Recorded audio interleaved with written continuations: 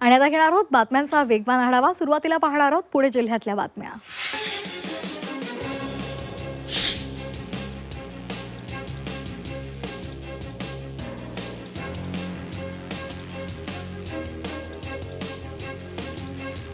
पुणे शहरामध्ये 37°C तापमानाची नोंद झालेली आहे। गेल्या काही दिवसात उन्हाचा कडाका वाढलाय।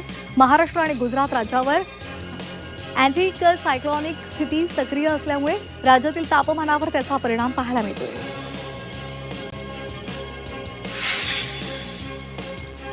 पुणे महावितरणची मोठी थकबाकी असल्याचं समोर आलंय। महावितरणचे 319 कोटी वीज बिल हे थकीत आहे। आतापर्यंत 7122 ग्राहकांचा वीज पुरवठा खंडित झालेला आहे।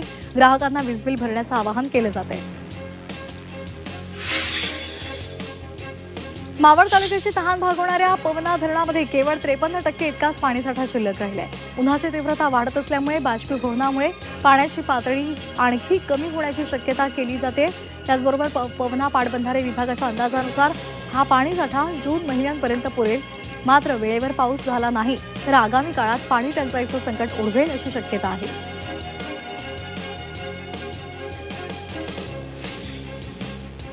आणि आता नाशिक जिल्ह्यातल्या महत्त्वाच्या बातम्या पाहणार आहोत वेगवान पद्धतीने। नाशिक शहरातील द्वारकावर सुरू असलेल्या अंडरपास कामामध्ये एका बाजूला अचानक भगदाड पडलं। मात्र हे थंडगार पाण्यानं तुडूंब भरलेली विहीर असल्याचं लक्षात आलं। पूर्वी या भागामध्ये शेतीवाडी होत होती, जुनी घरं होती। ही विहीर त्यापैकी एक असल्याचं परिसरातल्या नागरिकांनी सांगितलेलं आहे। त्यामुळे आता या विहिरीचं प्रशासनाला जतन करावं अशी मागणी सुद्धा केली जाते। नाशिकच्या कांदा व्यापाऱ्याला कर्नाटकच्या कांदा व्यापाऱ्यांना एक्सपोर्ट क्वालिटी कांदा मागवून घेत कांदा मालाचे 5,27,000ची रक्कम न देता फसवणूक केली। या प्रकरणामध्ये पंचवटी पोलीस ठाण्यामध्ये व्यापाऱ्याविरोधात गुन्हा दाखल झालाय। अर्जुन बालाजी असं या संशयिताचं नाव आहे।